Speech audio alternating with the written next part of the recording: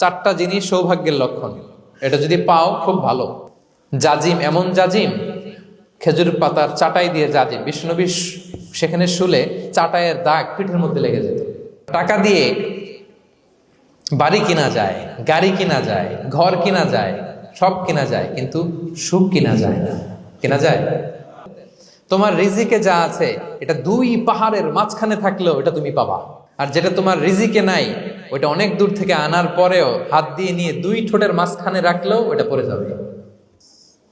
মনে সুখী আসল সুখ। এজন্য মনকে অস্থির হতে দেয়া যাবে না, মনকে সবসময় স্থির রাখবেন। মনের সুখ আসল সুখ। মনের সাথে কথা বলুন, মনকে জিজ্ঞেস করুন মন কিসে খুশি হয়, কিসে হয় না, কিসে শান্তি পায়, কিসে পায় না। হ্যাঁ, শুধু সম্পদ থাকলেই মানুষ সুখী হয় না, সম্পদের দরকার আছে। অনেকে দেখবেন অনেক সম্পদের মালিক, অনেক টাকা পয়সা, কিন্তু খেয়ে হজম করতে পারে না। এরকম আছে না নাই? সুখ আছে? অনেকে অনেক সম্পদশালী কিন্তু দাম্পত্য জীবনে কলহ, এরকম আছে না নাই? অনেক সম্পদশালী ছেলে কথা শোনে না, গাঁজা খায়, আছে না? না, এটা আমার বাস্তব কথা থেকে বলছি। আমাদেরকে বলে রিহ্যাবে পাঠায়, রিহ্যাবিলিটেশনে পাঠায়, 6 মাস পরে আসে আবার গাঁজা টানা শুরু করে। আছে না নাই? হ্যাঁ, তাহলে শুধু সম্পদ থাকলে আপনি হ্যাপি হবেন না। মনের সুখ আসল সুখ। অনেক সম্পদ কিন্তু পরিবারের শান্তি নাই, সুস্থতা নাই, তাহলে কিছুই নাই। মনের সুখটাকে যেন আমরা সবচাইতে বেশি গুরুত্ব দেই। সম্পদের দরকার আছে প্রিয় ভাইরা, হালাল ভাবে উপার্জিত সম্পদের প্রাচুর্য থাকতে পারে, সমস্যা নাই। পার্থিব হালাল উপভোগের জিনিস, এটা নিষেধ নয়। স্বয়ং বিষ্ণু ইসলামী বলেছেন আরবাউন মিনাস সাআদা, চারটা জিনিস সৌভাগ্যের লক্ষণ, এটা যদি পাও খুব ভালো। কয়টা? সবাই বলেন কয়টা? চারটা জিনিস সৌভাগ্যের লক্ষণ। 1 নাম্বার আল মারআতু সালেহা, নেককার স্ত্রী। নেককার কি? 2 নাম্বার আল মাসকানুল ওয়াসিআ, প্রশস্ত বাড়ি, প্রশস্ত বাড়ি।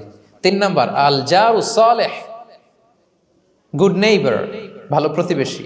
4 নাম্বার আল মারকাবুল হানি, সুইট রাইড, মানে ভালো বাহন বা যানবাহন। এই চারটা থাকলে এটা একটা সৌভাগ্যের আলামত, খুশনসিব, এটা ভালো। কিন্তু খেয়াল করে দেখেন তো বিশ্বনবীর চারটার মধ্যে কয়টা ছিল? শুধু 1 নাম্বারটাই ছিল, বাকি 3টা ছিল না তেমন। 1 নাম্বার কি ছিল? আল মারআতু সালেহা, নেককার স্ত্রী, এটা বিশ্বনবীর ছিল, ঠিক কিনা? 2 নাম্বার আল মাসকানুল ওয়াসি, স্পেশিয়াস হাউস, বড় ঘর, বিশ্বনবীর ছিল না মক্কায় না মদিনায়। মদিনার ঘরগুলো দেখেন এক এক বিবির এক এক ঘর, ছোট্ট ঘর, খেলে হাইটা এসে বসতে পারে আর শুইতে পারে এতটুকু। 3 নাম্বার আল জারু সালেহ, ভালো প্রতিবেশী ছিল। মক্কায় না মদিনায়? মদিনায় গেলেন, আশেপাশে ইহুদিরা থাকতো, বনু কাইনুকা, বনু কুরাইজা, বনু নাদির। তাদের ষড়যন্ত্রে একটা রাতও শান্তিতে ঘুমাইতেই পারে নাই। সুখ তো দূর কি বাদ, সবসময় জ্বালাতন করতো, বিট্রে করতো, ওয়াদাভঙ্গ করতো, এগুলো ঘটেছে। তার মানে ভালো প্রতিবেশী জোটে নাই।